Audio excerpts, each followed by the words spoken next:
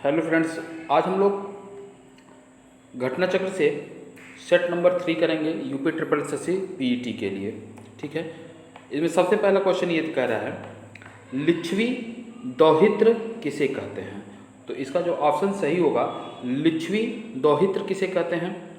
क्या चंद्रगुप्त फर्स्ट को कहते हैं, क्या स्कंदगुप्त को, कुमारगुप्त को या समुद्रगुप्त को? तो लिच्छवी दौहित्र जो है यह समुद्रगुप्त को कहा जाता है। ठीक है, अगला क्वेश्चन, रामकृष्ण मिशन की स्थापना किसने की थी? रामकृष्ण मिशन की स्थापना जो है विवेकानंद ने किया था। ठीक है, क्वेश्चन नंबर 3। क्वेश्चन नंबर 3 में अमर राष्ट्रीय गीत वंदे मातरम के रचयिता कौन हैं? तो राष्ट्रीय गीत वंदे मातरम के रचयिता जो है बंकिम चंद्र चट्टोपाध्याय हैं। ठीक है, बंकिम चंद्र चट्टोपाध्याय। क्वेश्चन नंबर 4 में है निम्नलिखित में से कौन सी रचना गांधी के साथ संबंधित नहीं है? तो ये कौन सी होगी? देखिए, माई एक्सपेरिमेंट विथ ट्रुथ ये उनकी आत्मकथा है, हरिजन भी उनसे संबंधित है, लेकिन द हॉली फैमिलीज ये उनसे संबंधित नहीं है, और बाकी हिंद स्वराज भी उनसे संबंधित है। ठीक है ना। और जो ये हॉली फैमिली है इसको कार्ल मार्क्स ने लिखा है। ये किसकी रचना है? ये कार्ल मार्क्स की रचना है। ठीक, क्वेश्चन नंबर 5। क्वेश्चन नंबर 5 में ब्रिटिश क्राउन ने ईस्ट इंडिया कंपनी से भारत पर प्रभुसत्ता किस वर्ष में प्राप्त की थी?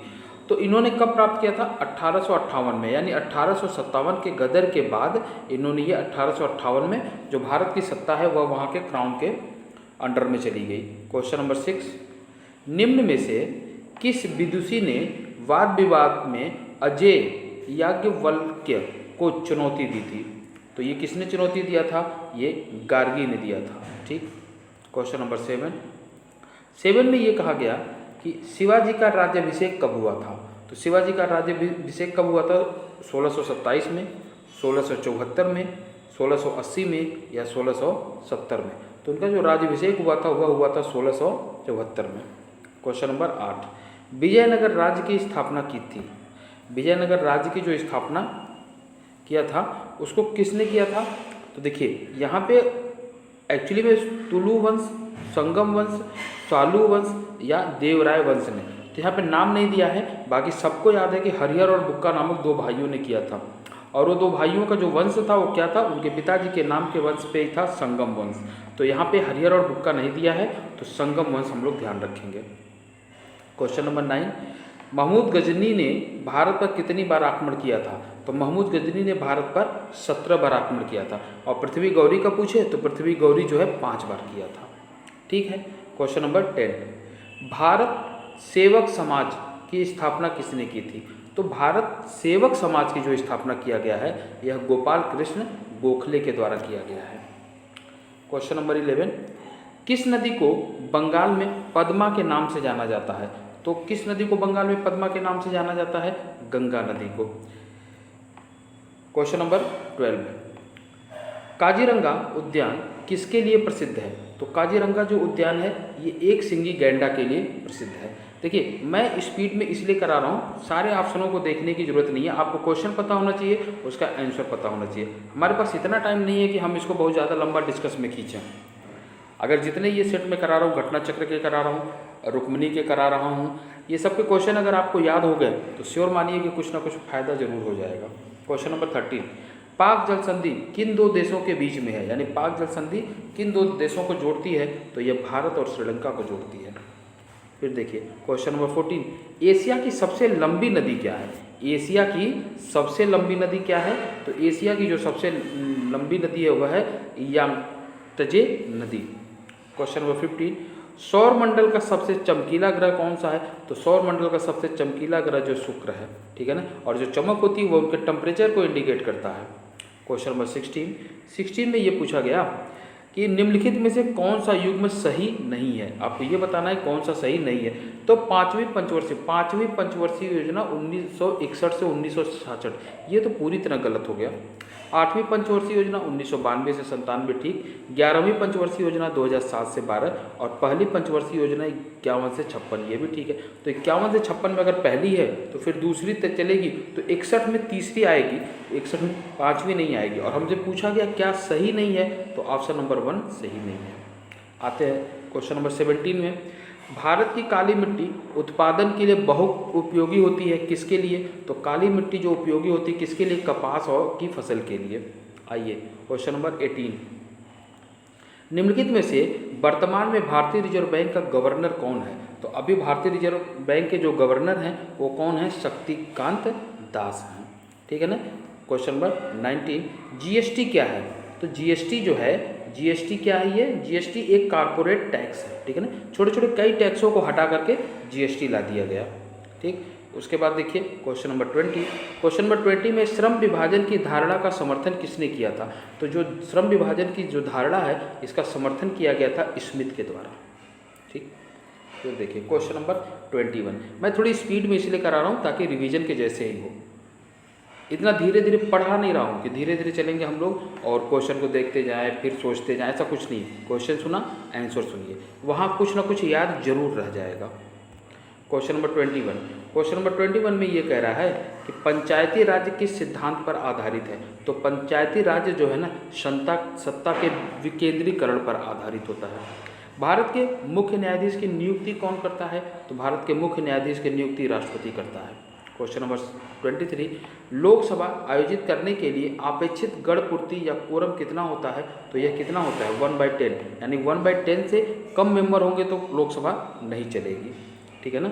फिर क्वेश्चन नंबर 24 में है, भारत के संविधान में शामिल राज्य के नीति निर्देशक सिद्धांतों की अवधारणा किसके संविधान से ली गई है? बहुत बार पूछा गया ये क्वेश्चन है और इसका सही आंसर क्या होगा? राज्य के नीति निर्देशक सिद्धांत कहाँ से लिए गए हैं? यह लिया गया है आयरलैंड से।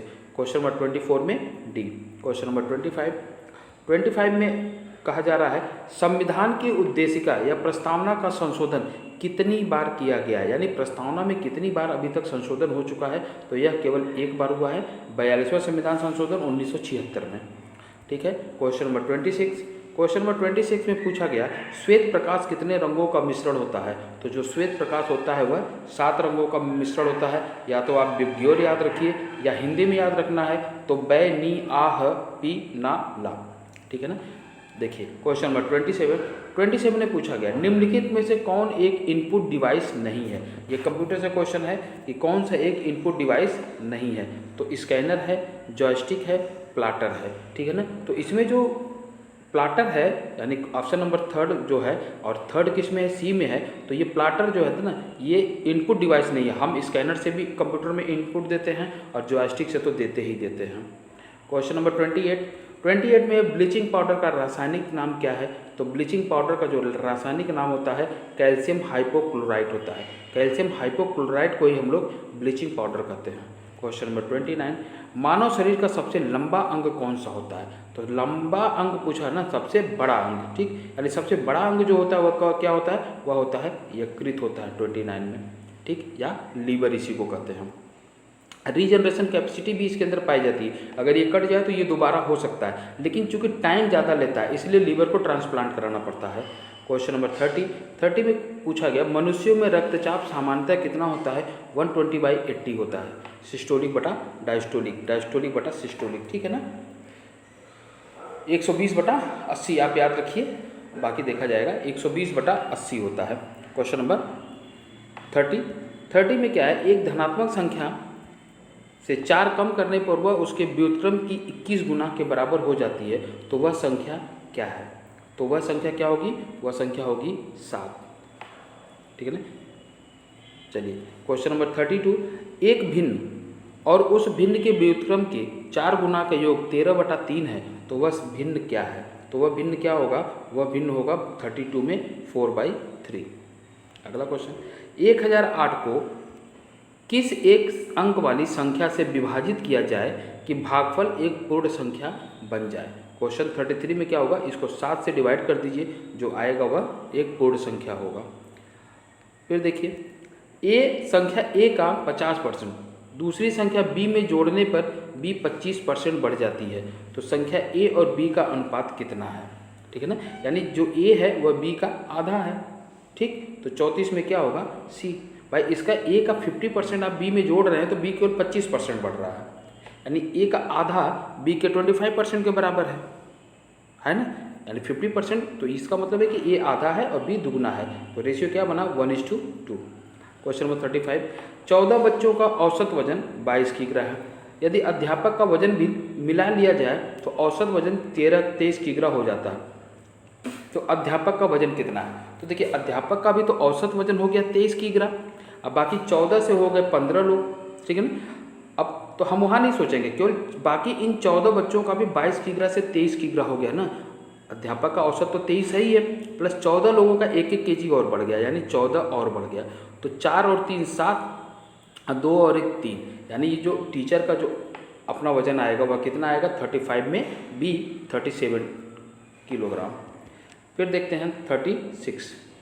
क्वेश्चन नंबर 36 में है, निम्नलिखित में से कौन सा रात्रि का पर्यायवाची नहीं है पूछ रहा है, ठीक है ना। तो कौन सा नहीं है? तो रजनी होता है, विभावरी होता है, निशी होता है, लेकिन समीर नहीं होता है, ठीक।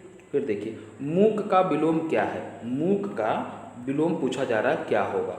तो मूक का क्या विलोम होगा? तो मूक का विलोम होता है वाचाल। मूक मतलब जो न बोले, और वाचाल मतलब जो बहुत बोले, ठीक है। तो मूक का विलोम होगा वाचाल। Question number 38। क्वेश्चन नंबर 38 में पूछा गया, निम्नलिखित में से कौन सा वाक्य शुद्ध है? 38 में जो शुद्ध होगा वह क्या होगा? कृपया प्रत्युत्तर शीघ्र दे, ठीक है ना, ये सही है। भाई ने भाई के साथ सलाह की, भाई ने भाई के साथ सलाह नहीं की, भाई ने भाई को सलाह दी होता है। संपूर्ण देश भर में निराशा छा गई, तो संपूर्ण देश जब होगा तो भर की कोई ज़रूरत नहीं है, संपूर्ण देश में निराशा छा गई। और यह व्यर्थ बात करने से कोई लाभ नहीं है, यह व्यर्थ बात नहीं होता, यह बात करने से कोई लाभ नहीं है, ठीक है ना। Question number 39। क्वेश्चन नंबर 39 में है, वैदेही वनवास किसकी रचना है? तो वैदेही वनवास जो है अयोध्या सिंह हरिऔध की रचना है। वैदेही वनवास किसकी रचना है? अयोध्या सिंह हरिऔध की, ठीक है ना। क्वेश्चन 39। 40 में देखिए क्या है, क्वेश्चन नंबर 40 में पूछा गया, निम्नलिखित में पुल्लिंग शब्द कौन सा है? तो निम्नलिखित में पुल्लिंग शब्द जो है ना पानी है, ठीक है ना। बाकी नदी, इलायची और प्याज ये स्त्रीलिंग है। फिर देखते हैं इंग्लिश का ये पैसेज है, इसको वीडियो को पॉज करिए, पढ़िए और क्वेश्चन के आंसर दीजिए।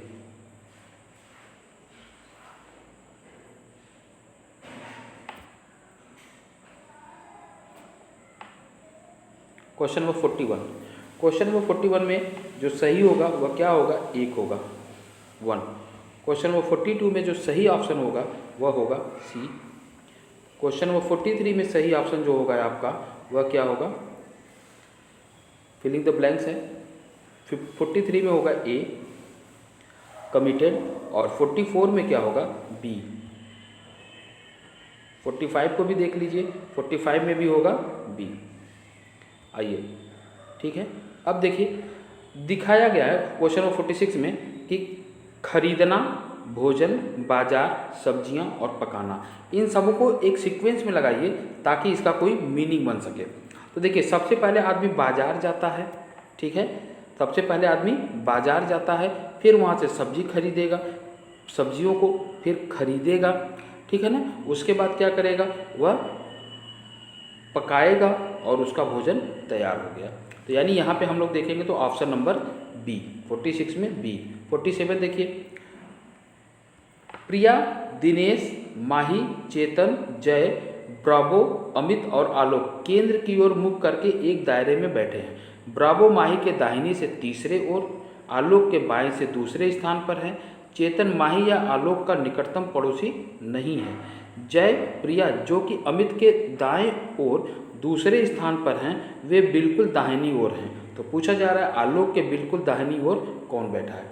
तो जब हम लोग इसका फिगर बनाएंगे तो हमारा आंसर क्या आएगा कि आलोक के बिल्कुल दाहिनी ओर क्या बैठा है? तो 47 में आएगा बी, प्रिया बैठी है। फिर देखिए क्वेश्चन नंबर 48। 48 में क्या है ना कि हमको ये बताना है कि निर्देशों में विषम को चुनना है। तो 48 में जो होगा वह क्या विषम होगा? B, NOR। फिर देखिए यहाँ पे एक कथन है और इसका निष्कर्ष रहेगा। 49 में क्या है कि अनुपस्थिति हृदय को स्नेहशील बनाती है। अब इसका कारण जो दे रहा है उपस्थिति दिल को स्नेहशील को कम करती है, स्नेहशीलता के को कम करती है। और दूसरा दे रहा है, दो लोगों के बीच की दूरी उन्हें अनुपस्थित व्यक्ति के लिए तरसाती है। ठीक है, तो हमको ये देखना है कि क्या इसमें सही है। तो इसमें केवल जो है वह ऑप्शन नंबर बी सही है, यानी यह केवल दूसरा अनुसरण करता है कि अगर दो लोगों के बीच में दूरी है तो वह अनुपस्थित व्यक्ति के लिए तरसाती है। ठीक है, क्वेश्चन नंबर 50 देखेंगे हम लोग। क्वेश्चन नंबर 50 में कहा गया है कि कुछ सभी लैपटॉप कंप्यूटर हैं और कुछ टैबलेट लैपटॉप हैं। ठीक है ना। अब यहाँ पे जो निष्कर्ष दे रहा है, निष्कर्ष दे रहा है कि सभी टैबलेट कंप्यूटर हैं, कुछ टैबलेट कंप्यूटर हैं और कुछ कंप्यूटर लैपटॉप हैं। तो यहाँ पे जो सही होगा वह केवल निष्कर्ष 2 और 3। यहाँ पे जो सही ऑप्शन बनेगा कि उसमें कौन कौन फॉलो कर रहे हैं, तो ऑप्शन 2 और 3 फॉलो कर रहा है, यानी कुछ टैबलेट कंप्यूटर हैं और कुछ कंप्यूटर लैपटॉप हैं। Question number 51। क्वेश्चन नंबर 51 में अप्रैल 2020 करंट के क्वेश्चनों को बहुत ध्यान से देखिएगा, इसको कहीं ना कहीं नोट डाउन जरूर कर लीजिए। अप्रैल 2021 में बहुराष्ट्रीय सैन्य अभ्यास शांतिर उग्रसेना 2021 किस देश में आयोजित किया गया? तो यह कहाँ आयोजित किया गया था? ये बांग्लादेश में किया गया। Question number 52। मई 2021 में किस भारतीय महिला को अलाइन पैच ग्लोबल विजन पुरस्कार 2021 प्रदान किया गया? यह किया गया है न्यायमूर्ति गीता मित्तल को। ठीक है ना। उसके बाद देखेंगे क्वेश्चन नंबर 53। जून 2021 में अधिसूचित असम के 7वें राष्ट्रीय उद्यान का नाम क्या रखा गया है? तो इसका नाम क्या रखा गया है? देहिंग पटकाई राष्ट्रीय उद्यान। ठीक है ना। ये कौन सा है? ये असम का 7वां है, ये असम का 7वां है, देहिंग पटकाई राष्ट्रीय उद्यान। क्वेश्चन नंबर 54 में देख लीजिए क्या होता है कि 54 में कह रहा है कि मई 2021 में, ठीक है ना, IFSCA ने किसकी अध्यक्षता में निवेश कोष पर विशेषज्ञ समिति का गठन किया है? तो यह किसकी अध्यक्षता में किया गया है? तो यह किया गया है नीलेश शाह की अध्यक्षता में। Question number 55। जून 2021 में कौन सा राज्य भारत का पहला रेबीज मुक्त राज्य बन गया? ठीक है ना। तो कौन सा राज्य है? तो गोवा। गोवा जो है ना रेबीज मुक्त राज्य बन गया है। अब गोवा में कोई भी रेबीज का कोई मैटर नहीं है, कोई पेशेंट नहीं है। Question number 56। जून 2021 में किसे उत्तर प्रदेश का नया पुलिस महानिदेशक DGP नियुक्त किया गया है?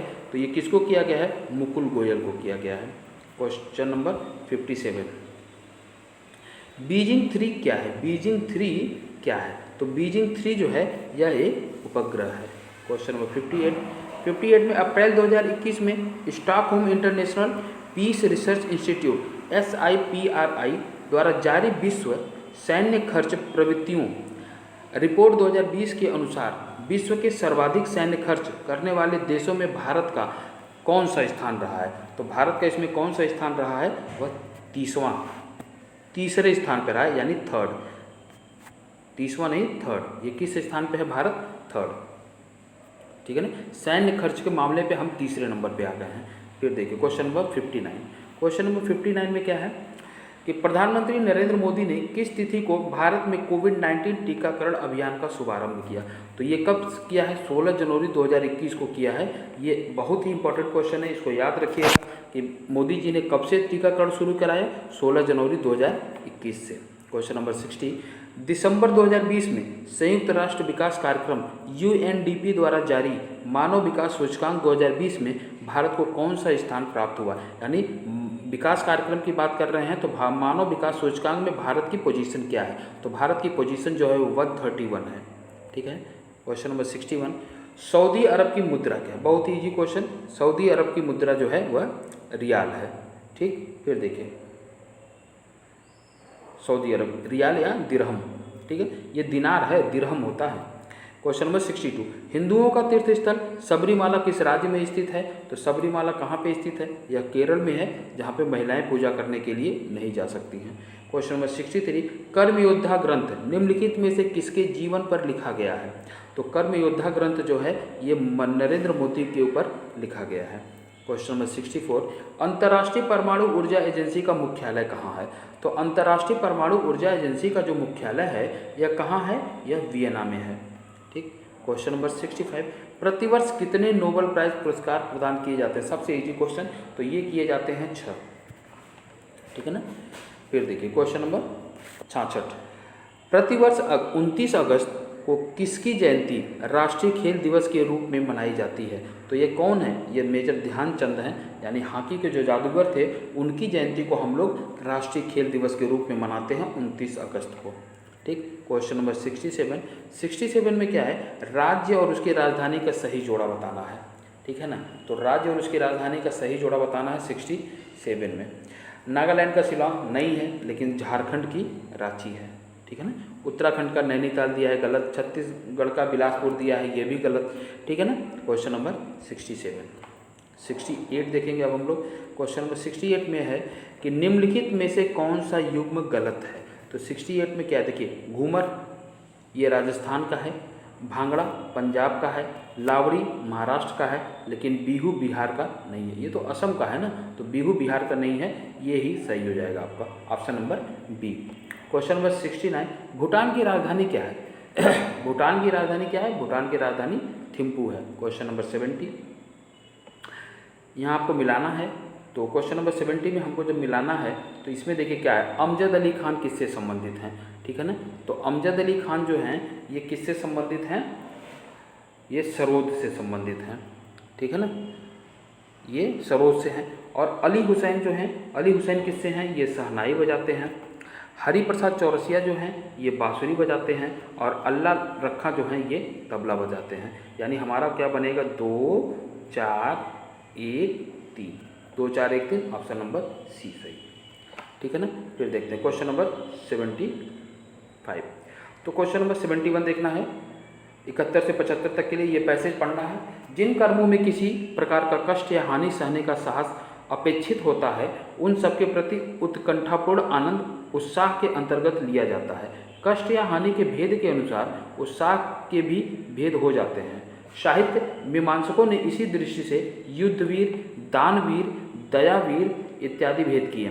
इनमें सबसे प्राचीन और प्रधान युद्धवीरता है, जिसमें आघात, पीड़ा या मृत्यु की परवाह नहीं रहती। इस प्रकार की वीरता का प्रायोजन अत्यंत प्राचीन काल से चला आ रहा है, जिसमें साहस और प्रयत्न दोनों चरम उत्कर्ष पर पहुंचते हैं। यह केवल कष्ट या पीड़ा सहन करने के साहस में ही उत्साह का स्वरूप स्फुरित नहीं होता, उसके साथ आनंदपूर्ण प्रयत्न या उसकी उत्कंठा का योग भी होना चाहिए।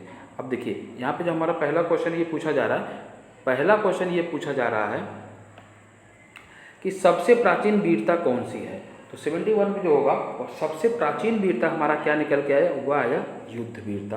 क्वेश्चन नंबर 72 में ये पूछ लिया गया कि युद्ध वीरता के लिए किस प्रकार की प्रवृत्ति अपेक्षित है? तो युद्ध वीरता के लिए साहस, प्रयत्न और कष्ट सहने का धीरज होना चाहिए। क्वेश्चन नंबर 73, उत्कंठापूर्ण आनंद किसके अंतर्गत लिया जाता है? तो 73 में उत्कंठापूर्ण आनंद जो है उत्साह के अंतर्गत लिया जाता है। 73 में ए।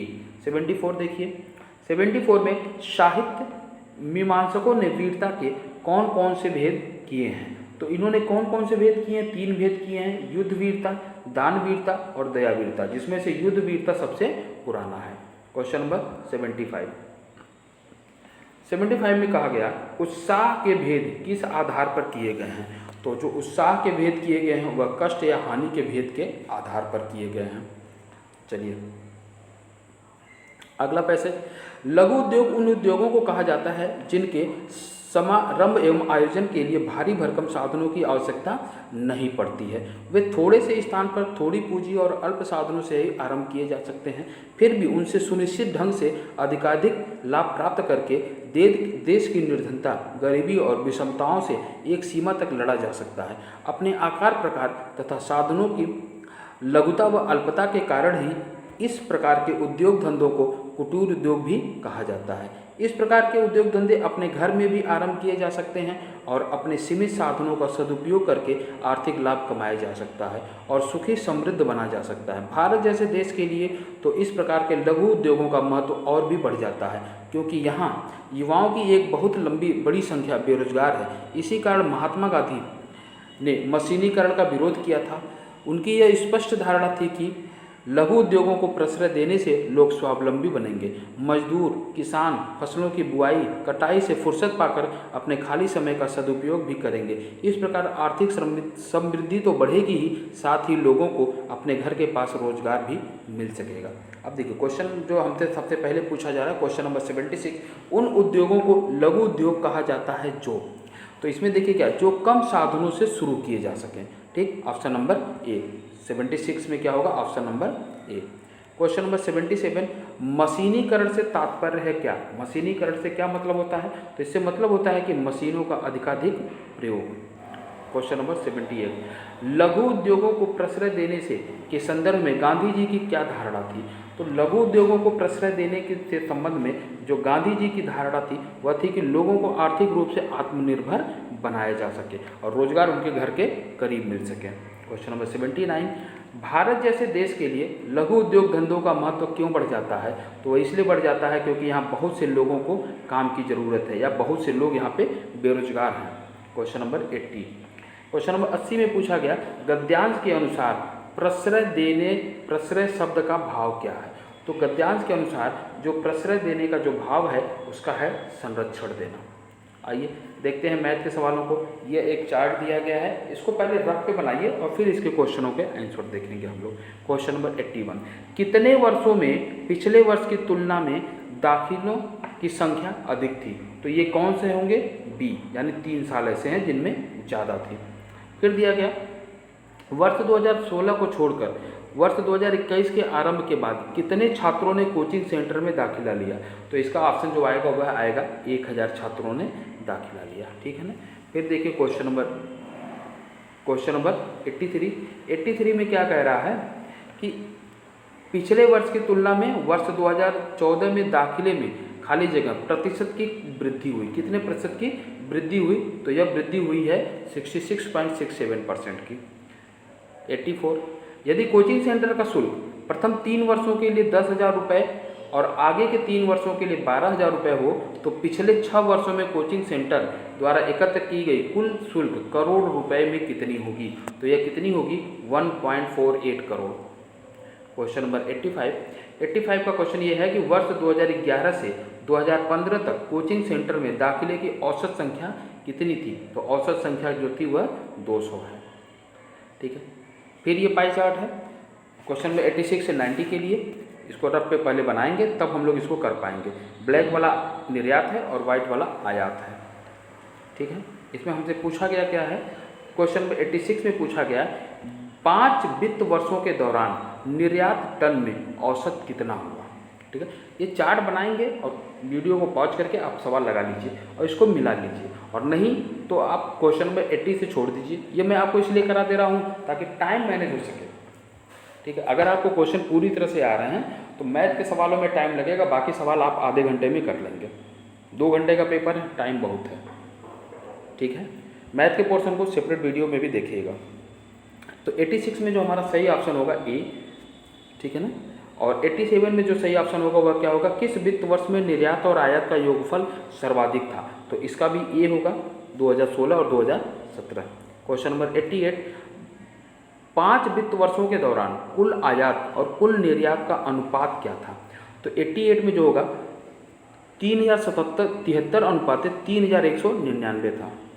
क्वेश्चन नंबर 89, किस वित्त वर्ष में पिछले वित्त वर्ष की तुलना में आयात में प्रतिशत वृद्धि सर्वाधिक है।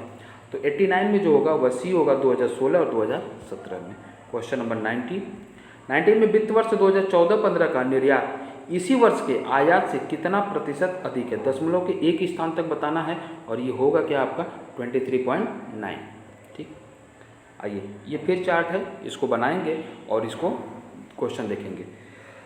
क्वेश्चन नंबर 91 में क्या सही होगा, 91 में होगा सही सी। क्वेश्चन नंबर 92 में क्या सही होगा, क्वेश्चन नंबर 92 में भी सी ही सही होगा। और क्वेश्चन नंबर 93 को पढ़िए, विभाग बी तथा डी को मिलाकर कार्य कर रहे पुरुष कर्मचारियों का विभाग ए तथा ई को मिलाकर कार्य कर रही महिला कर्मचारियों से क्या अनुपात है। तो यहाँ पे आपको 93 में अनुपात बताना है और 93 में जो सही होगा वह क्या होगा, वह बी सही होगा, 25:7। शहर वाई के कितने निवासी औसतन एक विभाग में कार्य कर रहे हैं। तो औसतन 11,360 लोग एक विभाग में काम कर रहे हैं। क्वेश्चन नंबर 95, विभाग ए तथा ई में मिलाकर कुल कर्मचारियों की संख्या कितनी है? तो जो कुल कर्मचारी हैं वह 36,800 हैं। ठीक है। क्वेश्चन नंबर 96 के लिए ये चार्ट फिर से बनाइए और आगे हम लोग देखा जाए।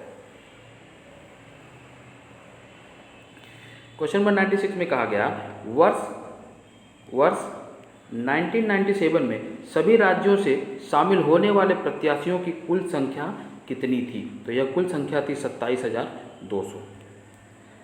97 वर्ष 1998 में सभी राज्यों के उत्तीर्ण प्रत्याशियों की कुल संख्या 2001 में सभी राज्यों के उत्तीर्ण प्रत्याशियों की कुल संख्या की लगभग कितनी है? दशमलव के 2 स्थान तक आपको ये बताना है और इसमें होगा 97.72%।